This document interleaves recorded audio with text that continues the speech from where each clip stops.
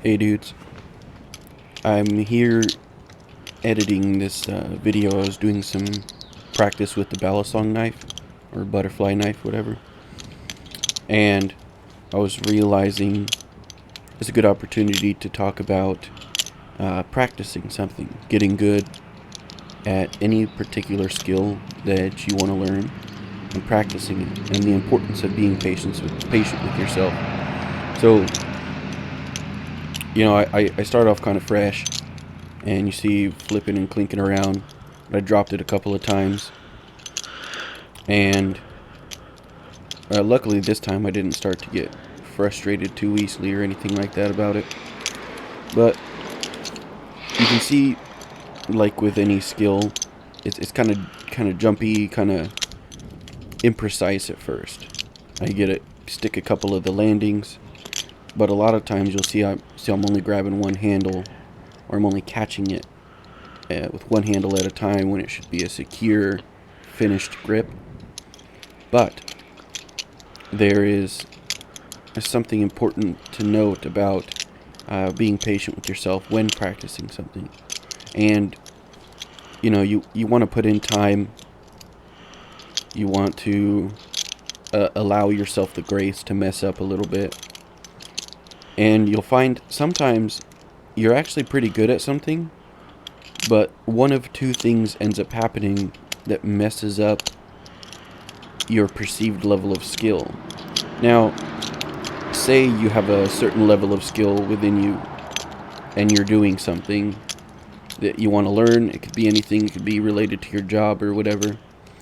And you'll find yourself either tuning down effort when the skill is present to be able to output at a high effort level, or you find that you're putting too much effort in, but you don't have enough skill yet to match that intensity. So sometimes if you find yourself messing up time after time, you'll want to think to yourself, man, I'm just not good at this. But what might be happening is you need to tone back the intensity a little bit to a point where your skill level matches the intensity. Now, I'm no good at video editing, so my skill is pretty low at this point. So, I'm lowering my intensity. I'm just clipping out things, and I'm learning to do voiceovers and whatnot.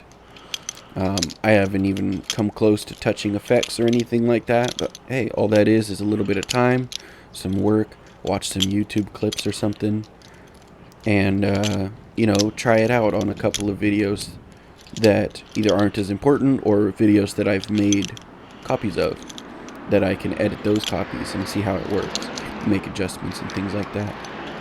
So, you see that this flip there. This is a pretty good stretch currently, this little clip that we're on. And then I'm going to drop it again in a minute. But I went ahead and clipped that out because you don't want to see me just picking up the knife and stuff. So, you'll see also that I'm resetting. See, go back to this position where it's sitting in my hand like that, boom, hold it, reset, right? Let the brain process what you just did, that flip, whatever you're trying to learn. Give yourself just a quick little pause. See, okay, now stop, then start, and that's how we learn. That's how we grow. And we're gonna make all kinds of mistakes. We're gonna mess stuff up. We're gonna drop our knives, metaphorically speaking. I stabbed myself in the hand a couple of times, but just there, you just saw it poke me in the finger. But it's no biggie, it just hurts for a second, and we move on. And too many times we see edits and things like that of really cool videos on YouTube, just people doing amazing things, like those teeter-totter springboard things where those guys are doing backflips and landing, and then the other guy is on the other side of the board, gets jumped up, and he does a backflip or something and lands. Stuff like that takes months and years of just hardcore practice to figure out and get really good at.